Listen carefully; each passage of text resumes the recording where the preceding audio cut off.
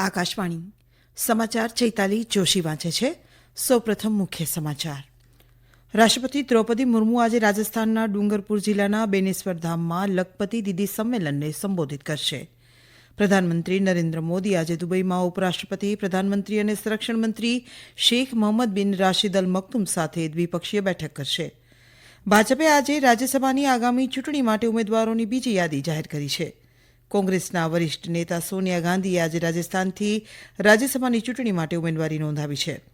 દેશમાં આજે વસંત પંચમીની ભક્તિ, આસ્થા અને ઉત્સાહ સાથે ઉજવણી કરવામાં આવી રહી છે અને મહિલા હોકી પ્રો લીગમાં આજે ભારતનો મુકાબલો વિશ્વ નંબર 1 ટીમ નેધરલેન્ડ સામે થશે. સમાચાર વિગતવાર. રાષ્ટ્રપતિ દ્રૌપદી મુર્મુ આજે રાજસ્થાનના ડુંગરપુર જિલ્લાના બેનેશ્વર ધામમાં લખપતિ દીદી સંમેલનને સંબોધિત કરશે. આ કાર્યક્રમનું રાજસ્થાન ગ્રામીણ આજીવિકા વિકાસ પરિષદ દ્વારા કરવામાં આવી રહ્યું છે. આ કાર્યક્રમમાં ડુંગરપુર, બાંસવાડા, પ્રતાપગઢ, સ્લંબર અને ઉદયપુર જિલ્લાની સ્વસહાય જૂથ માટે સંકળાયેલી લગભગ 10,000 મહિલાઓ ભાગ લેશે. રાષ્ટ્રપતિ મહિલા સ્વસહાય જૂથો દ્વારા તૈયાર કરવામાં આવેલા ઉત્પાદનોના સ્ટોલની મુલાકાત લેશે. રાષ્ટ્રપતિ આજે સવારે દોસા જિલ્લાના મહેંદીપુર બાલાજી મંદિરની મુલાકાત લીધી હતી.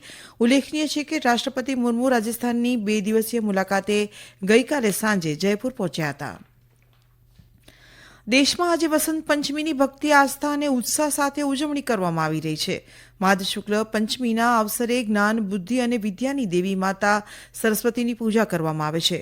રાષ્ટ્રપતિ દ્રૌપદી મુર્મુએ દેશવાસીઓને વસંત પંચમીની શુભેચ્છા પાઠવતા એક સોશિયલ મીડિયા પોસ્ટમાં આશા વ્યક્ત કરી હતી કે આદર અને સમર્પણની આ ઉજવણી લોકોના જીવનમાં સુખ અને સમૃદ્ધિ લાવશે.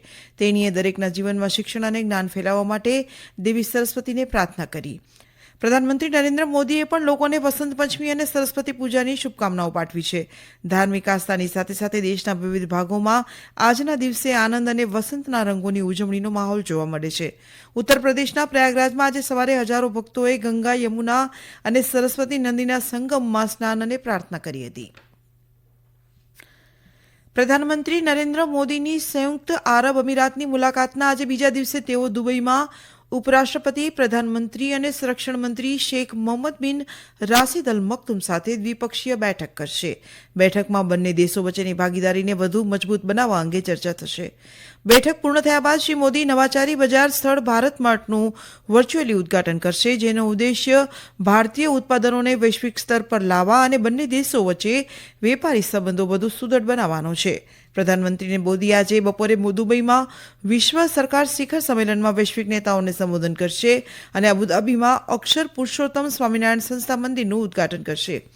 શ્રી મોદીએ મંદિરના નિર્માણ માટે જમીન ફાળવા બદલ સંયુક્ત આરબ અમીરાતના રાષ્ટ્રપતિ શેખ મોહમ્મદ બિન ઝાયદ અલ નહાનના વિચાર અને વ્યક્તિગત સહકાર બદલ આભાર વ્યક્ત કર્યો હતો. અબુધાબીમાં આ પહેલું હિન્દુ મંદિર છે. પ્રધાનમંત્રી નરેન્દ્ર મોદીએ આજે પુલવામામાં શહીદ થયેલા બહાદુર જવાનોને શ્રદ્ધાંજલિ આપી હતી. તેમણે એક સોશિયલ મીડિયા પોસ્ટમાં કહ્યું કે દેશ માટે તેમની સેવા અને બલિદાન હંમેશા યાદ રાખવામાં આવશે. 2019માં આ દિવસે સીઆરપીએફના 40 જવાન શહીદ થયા હતા. એક આત્મઘાતી બોમ્બરે જમ્મુ અને કાશ્મીરના પુલવામા જિલ્લાના લેથાપોરા ખાતે તેમના કાફલામાં વિસ્ફોટોથી ભરેલા વાહનને ટક્કર મારી હતી. શિક્ષણ મંત્રી ધર્મેન્દ્ર પ્રધાને કહ્યું છે કે automated permanent academic account registry એટલે કે આપાર ભારતના વિદ્યાર્થીઓ માટે મહત્વાકાંક્ષી અને વૈશ્વિક દસ્તાવેજ છે.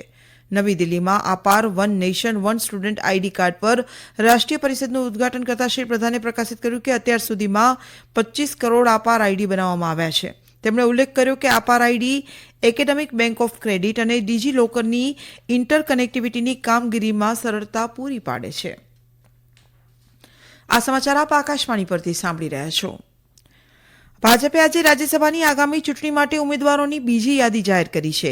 કેન્દ્રીય રેલવે અને આઈટી મંત્રી અશ્વિની વૈષ્ણવ ઓડિશાથી ચૂંટણી લડશે, જ્યારે કેન્દ્રીય માહિતી અને પ્રસારણ રાજ્યમંત્રી ડોક્ટર એલ મુરુગન મધ્યપ્રદેશથી ચૂંટણી લડશે. અન્ય 3 ઉમેદવારો ઉમેશનાથ મહારાજ, માયા નરોલિયા અને બંસીલાલ ગુર્જરને મધ્યપ્રદેશમાંથી ચૂંટણી લડશે. આવતીકાલે ઉમેદવારી પત્ર ભરવાનો છેલ્લો દિવસ છે.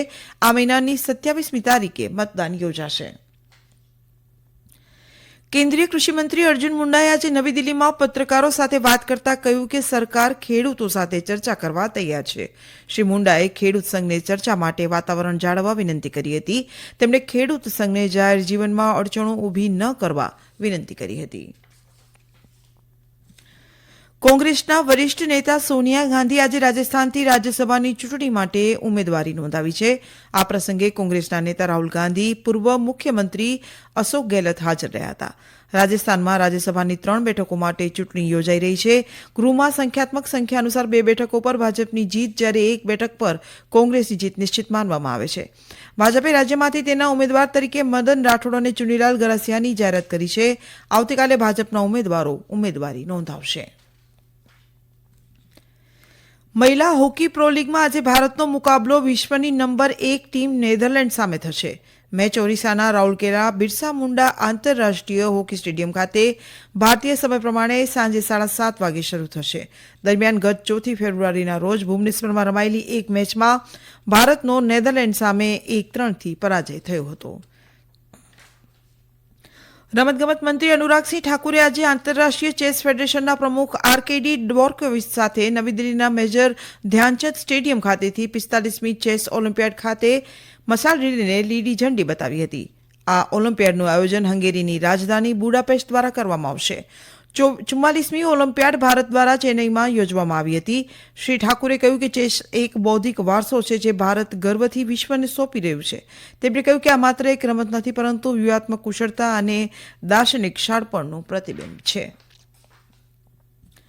કેન્દ્રીય પશુપાલન અને ડેરી મંત્રી પરસોત્તમ રૂપાલાએ આજે પશુપાલન માળખાકીય વિકાસ નિધિ AHIDFનું નવેસરથી પોર્ટલ લોન્ચ કર્યું હતું અને નવી દિલ્હીમાં એક કાર્યક્રમમાં તેનું રેડિયો જિંગલ પર બહાર પાડ્યું હતું. AHIDF એ પશુધન ક્ષેત્રના સૂક્ષ્મ નાના મધ્યમ ઉદ્યોગોને સહાય કરવા માટે ક્રેડિટ ગેરંટી યોજના છે. આ પ્રસંગે બોલતા તેમણે જણાવ્યું હતું કે સરકારે વર્ષ 2025-26 સુધી અન્ય 3 વર્ષ માટે આશરે 30,000 કરોડ રૂપિયાના ખર્ચ સાથે AHIDF ચાલુ રાખવાની મંજૂરી આપી છે. તેમણે કહ્યું કે પશુપાલન ક્ષેત્રમાં ઉત્પાદન વધારવા માટે અનેક પગલાં લેવામાં આવ્યા છે. તેમણે દેશભરમાં પશુઓને રોગ સામે રસીકરણ અભિયાન સહિતની પહેલો પર પણ પ્રકાશ પાડ્યો હતો. Securities and exchange board of India સેબીએ અનૈતિક સંસ્થાઓ અને ઓનલાઈન પ્લેટફોર્મ્સ પર રોકાણકારોને છેતરતી કંપનીઓ પર ચિંતા વ્યક્ત કરી હતી. અખબાર યાદીમાં જણાવ્યું હતું કે આ કંપનીઓ ઘણીવાર સેબી દ્વારા કથિત રીતે જારી કરાયેલા નકલી પ્રમાણપત્રો લોકોને બતાવીને અને રોકાણ પર મોટા વળતરની ખાતરી આપીને છેતરપિંડી કરે છે. સેબીએ રોકાણકારોને આવી કંપનીઓ વિશે સાવચેત રહેવા અને આ કંપનીઓની નોંધણીની સ્થિતિ તપાસવા જણાવ્યું હતું. આ ઉપરાંત રોકાણકારો માટે સમજવું જરૂરી છે કે ઉચ્ચ વળતર આપવાનો દાવો કરતા રોકાણોમાં સામાન્ય રીતે ઉચ્ચ જોખમ અને છેતરપિંડીની સંભાવના સાથે સુરક્ષિત વળતરની કોઈ ગેરંટી હોતી નથી. સેબીએ રોકાણકારોને સિક્યુરિટી માર્કેટમાં રોકાણ કરતી વખતે સેબીની વેબસાઇટ www.sebi.gov.in પર કંપનીની નોંધણીની સ્થિતિ તપાસવાની સલાહ આપી હતી.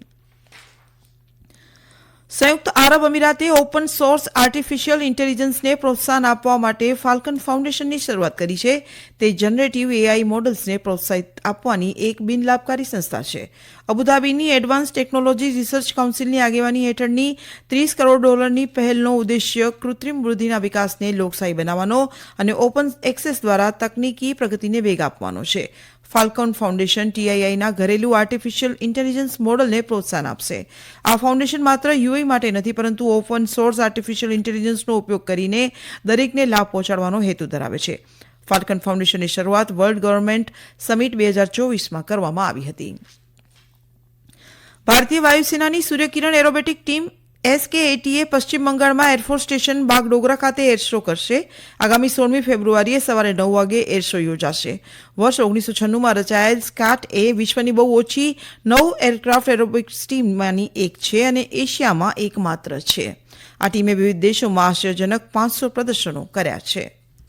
અંતમાં મુખ્ય સમાચાર ફરી એકવાર. રાષ્ટ્રપતિ દ્રૌપદી મુર્મુ આજે રાજસ્થાનના ડુંગરપુર જિલ્લાના બેનેશ્વર ધામમાં લખપતિ દીદી સંમેલનને સંબોધિત કરશે. પ્રધાનમંત્રી નરેન્દ્ર મોદી આજે દુબઈમાં ઉપરાષ્ટ્રપતિ, પ્રધાનમંત્રી અને સંરક્ષણ મંત્રી શેખ મોહમ્મદ બિન રાશિદ અલ મક્તુમ સાથે દ્વિપક્ષીય બેઠક કરશે. ભાજપે આજે રાજ્યસભાની આગામી ચૂંટણી માટે ઉમેદવારોની બીજી યાદી જાહેર કરી છે. કોંગ્રેસના વરિષ્ઠ નેતા સોનિયા ગાંધી આજે રાજસ્થાનથી રાજ્યસભાની ચૂંટણી માટે ઉમેદવારી નોંધાવી છે.